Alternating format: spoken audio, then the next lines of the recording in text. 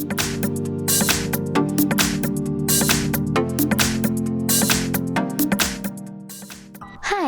in front of me is Xiaomi Redmi Note 90 and today I would like to show you how you can download and apply animated live wallpaper called Magic Fluids. First of all, you need to go into Play Store and click on the search bar. Now type Magic Fluids and download this free app from this developer. After that, tap on Open.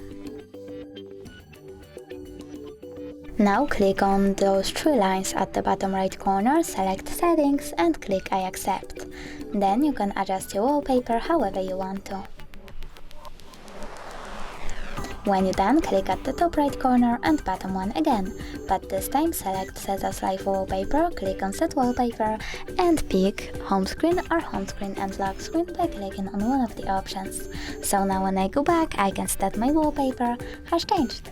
Thanks so much for watching. If you enjoyed this video, don't forget to leave a like, comment and subscribe. Bye!